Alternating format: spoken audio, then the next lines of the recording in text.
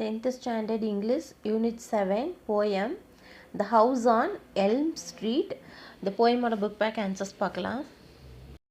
Option A, read the given lines and answer the questions given below. First one, it sat alone. அது தனியாக அமர்ந்தது. What happened that is still today unknown. அங்கு என்ன நடந்தது என்பது இன்றும் தெரியவில்லை. It is a very mysterious place. இது மிகவும் மர்மமான இடம். And inside you can tell it has a ton of space. உள்ளே ஒரு டன் இடம் உள்ளது என்று நீங்கள் சொல்லலாம். But at the same time it is a pair to the phone. ஆனால் அதே நேரத்தில் அது எலும்பிற்கு அப்பட்டமாக இருக்கிறது. Option A, what does it refer to. இட்டுங்கிறது எதை குறிக்குது? It refers to the mysterious house. It என்பது மர்மமான வீட்டை குறிக்குது. Then option B, pick out the line that indicates the size of the house. வீட்டின் அளவை குறிக்கிற வரியை தேர்ந்தெடுக்கிறது. And inside you can tell it has a ton of space. மற்றும் உள்ளே ஒரு டன் இடம் உள்ளது என்று நீங்கள் சொல்லலாம். Second one, I drive past the house almost every day. நான் கிட்டத்தட்ட ஒவ்வொரு நாளும் வீட்டை கடந்து செல்கிறேன். The house seems to be a bit brighter. வீடு சற்று பிரகாசமாக இருப்பது போல் தெரிகிறது. On this warm summer day in May மாதத்தில் இந்த சூடான கோடை நாளில் it plays with your mind. அது உங்கள் மனதுடன் விளையாடுகிறது. Option A, to whom does I refer to. இங்கே ஐ என்பது யாரை குறிக்குதுன்னா, I refer to the poetess Nadia Bush. நான் என்பது கவிஞர் நதியா புஷ்ஷை இது குறிக்குது. Then option B, pick out the alliterated words in the second line. இங்கே ரெண்டாவது வரியில் உள்ள அலிட்ரேட்டட் லைன்ஸை தேர்ந்தெடுக்கணும். Be bit brighter. B is a alliterated.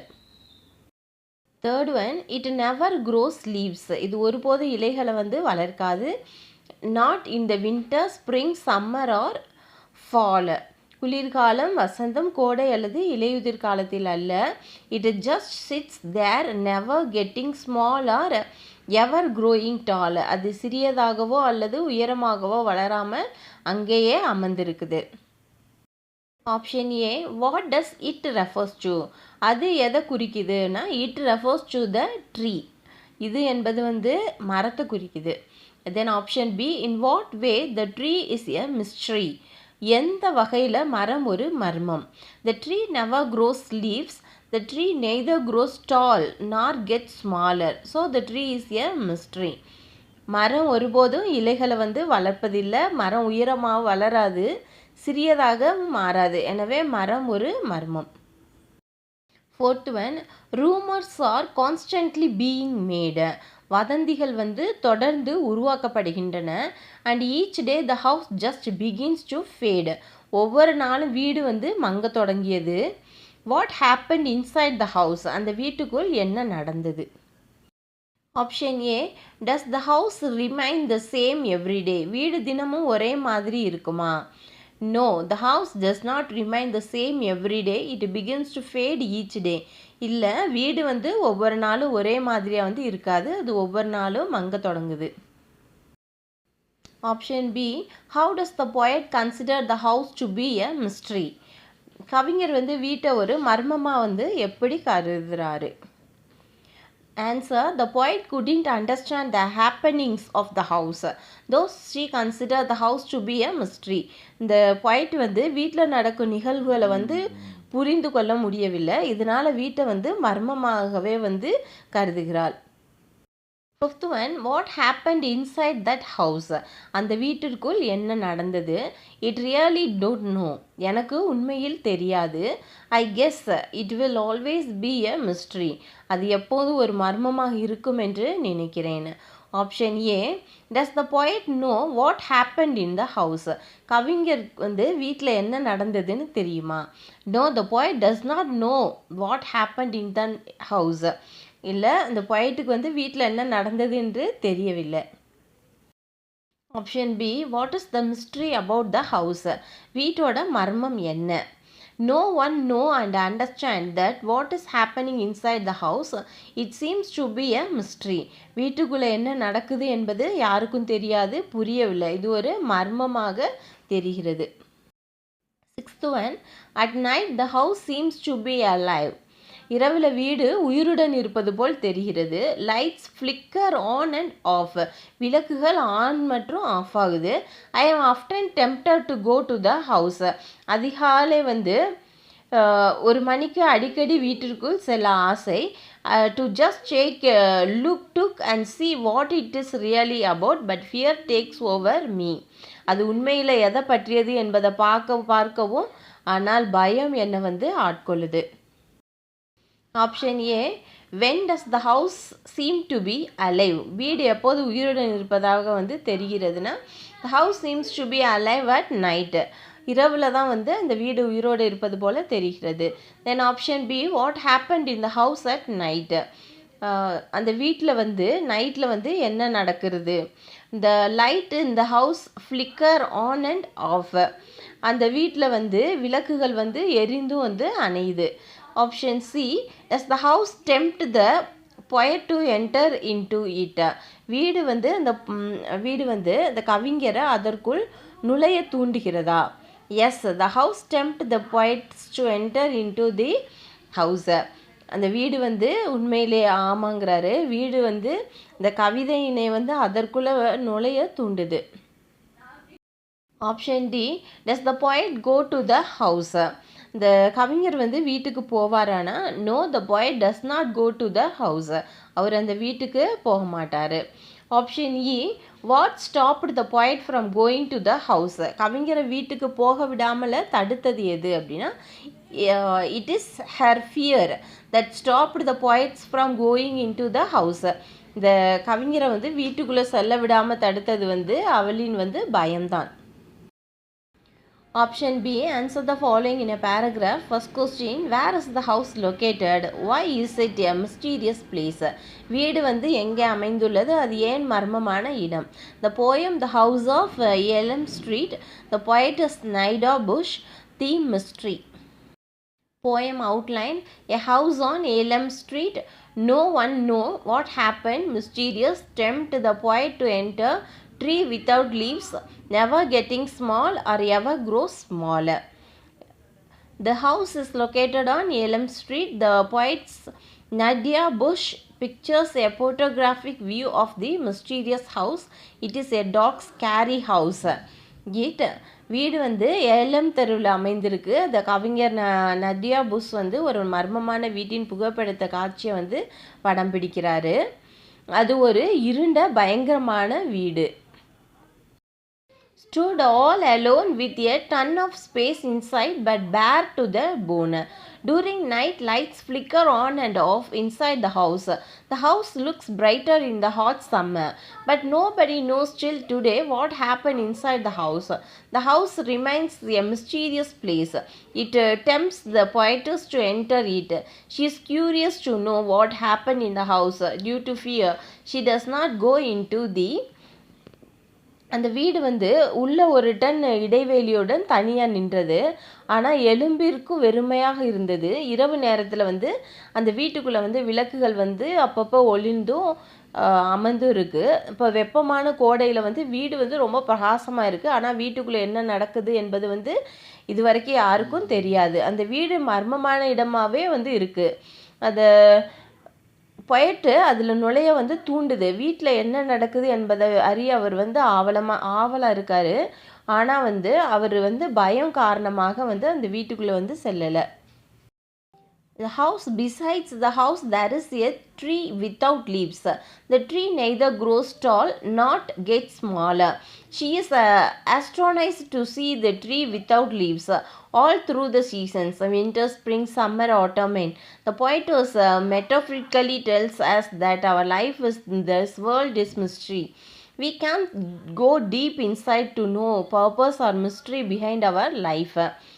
அந்த அந்த வீட்டுக்குள்ளே போகலையில் அந்த வீட்டின் பக்கத்தில் இலைகள் இல்லாத ஒரு மரம் இருக்குது. அந்த மரம் உயரமாக வளராது, சிறியதாகவும் மாறாது. பருவம் முழுவதும் எந்த காலத்துலேயும், குளிர்காலம், வசந்த காலம், கோடை அல்லது இலையுதிர் காலம் இலைகள் இல்லாத மரத்தை பார்த்து அவள் ஆச்சரியப்படுறா. இவ்வுலகில் நம் வாழ்வு ஒரு மர்மம் என்று அந்த கவிதாயினி உருவாகமாக சொல்கிறாரு. நம் வாழ்வில் பின்னால் உள்ள நோக்கத்தையே மர்மத்தையோ அறிய நாம் உள்ளே ஆழமாக செல்ல முடியாது. Second question, how is the mystery depicted in the poem? இந்த மர்மம் எப்படி கவிதையில் சித்தரிக்கப்படுது? The mystery is depicted in the poem in the following ways. இந்த மர்மம் கவிதையில் பின்வருமாறு சித்தரிக்கப்பட்டிருக்கு. A lonely house which is located on the Elm Street seems to be very mystery. ஏலம் தெருவில் அமைந்துள்ள ஒரு தனிமையான வீடு மிகவும் மர்மமானதாக தெரிகிறது. During night and light flicker on and off, causing fear in the minds of the passers by. இரவு நேரத்தில் அங்கே விளக்குகள் எரிவதும் அணைவதும் அவ்வழியே செல்பவங்கள மனதில் அச்சத்தை ஏற்படுத்துது. During summer the house looks bright, it remains in the poet's mind. கோடை காலத்தில் அந்த வீடு பிரகாசமாக காட்சியளிக்கும், அது கவிஞரோட மனதில் நிலைத்திருக்கு. த பேரன் trees beside the house is another mystery, it neither grows nor gets smaller. இந்த கவிதையில் மனதில் நிலவும் வீடும் மரமும் பற்றிய கேள்விக்கு விடை கிடைக்கல. A question on the house and the tree lingering in the poet's mind is unanswered. இதனால் கவிஞருக்கு நிஜம் தெரியாதனால வீடு மர்மமாகவே இருக்குது. Each day the house starts to fade, but rumors about the house continue. ஒவ்வொரு நாளும் வீடு மங்க தொடங்குகிறது, ஆனால் வீட்டை பற்றிய வதந்திகள் தொடர்கின்றன. Thus the house is a mystery as the poet doesn't know the reality. இதனால் இந்த கவிஞருக்கு நிஜம் தெரியாததுனால வீடு மர்மமாகவே உள்ளது. இந்த எஸ்ஐ டைப்பில் அந்த ஆன்சர் எழுதிக்கங்க. Introduction, house on elm street, mystery of the house, mysterious tree, conclusion. Introduction. The House on the Elm Street is written by Nadia Bush. She used the poem for her English class because she was told to write a dark poem. She decided to write about a house that no one knows what happened inside. The House on Elm Street Nadia Bush எழுதியது இந்த இருட்டு கவிதையில் எழுத சொன்னதுனால இந்த கவிதையை ஆங்கில வகுப்பிற்கு பயன்படுத்தினா. உள்ளே என்ன நடந்தது என்று யாருக்கும் தெரியாத ஒரு வீட்டை பற்றி எழுத முடிவு செய்தாள். House on Elm Street. Elm தெருவில் உள்ள வீடு. The house is located on Elm Street. The poetess Nadia Bush presented a photographic view of a mysterious house. It is a dark, scary house. It stood all alone with a ton of space inside but bare to the bone. வீடு எல்லா தெருவிலும் அமைந்துள்ளது. இந்த கவிஞர் Nadia push ஒரு மர்மமான வீட்டின் புகைப்பட காட்சியை வழங்குகிறாரு. அதில் ஒரு இருண்ட பயங்கரமான வீடு, அது உள்ளே ஒரு டன் இடைவெளியுடன் தனியாக நின்றது, ஆனால் எலும்பிற்கும் வெறுமையாக இருந்தது. மிஸ்ட்ரி ஆஃப் தி ஹவுஸ், வீட்டோட மர்மம். During night, light flickers on and off inside the house. The house looks brighter in the hot summer. The brightness of the house begins to fade, and also the rumors about the house continue. But nobody knows what happened inside the house. The house remains a mysterious place. It tempts the poetess to enter it. She is curious to know what happened in the house. Due to fear, she did not go into the house. இரவு நேரத்தில் வீட்டில் உள்ளே விளக்குகள் ஒளிரவும் வெப்பமான கோடையில் வீடு பிரகாசமாகவும் இருக்குது. வீட்டின் பிரகாசம் அங்கே தொடங்குகிறது. மேலும் வீட்டை பற்றின வதந்திகள் தொடருது. ஆனால் வீட்டுக்குள்ளே என்ன நடக்குது என்பது யாருக்கும் தெரியாது. அந்த வீடு மர்மமான இடமாகவே இருக்குது. இந்த கவிதாயினியை அதில் நுழைய தூண்டுது.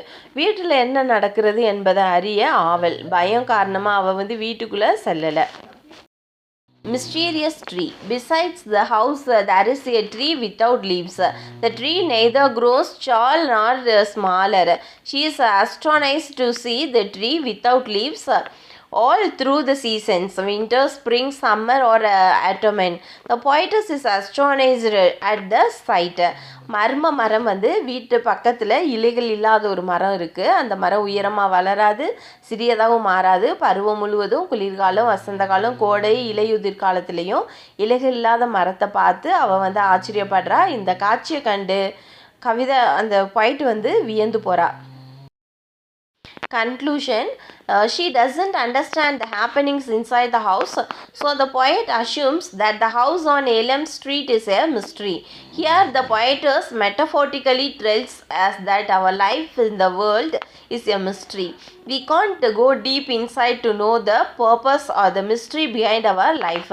வீட்டுக்குள்ளே நடக்கும் நிகழ்வுகளை அவங்களுக்கு புரியவில்லை. எனவே எல்எம் தெருவில் உள்ள வீடு வந்து ஒரு மர்மம் என்று கவிஞர் கருதுகிறாரு. உலகில் நம் வாழ்வு வந்து ஒரு மர்மம் என்பதையும் இந்த கவிதையினை உருவாக்கமாக வந்து கூறுறாரு. நம் வாழ்வின் பின் உள்ள நோக்கத்தையோ மர்மத்தையோ அறிய நாம் உள்ளே ஆழமாக வந்து செல்ல முடியாது. The most beautiful thing we experience is the mysterious. It is the source of all true art and science. நாம் அனுபவிக்கும் மிக அழகான விஷயம் மர்மமானது. அதுவே அனைத்து உண்மையான கலை மற்றும் அறிவியலுக்கு ஆதாரம்.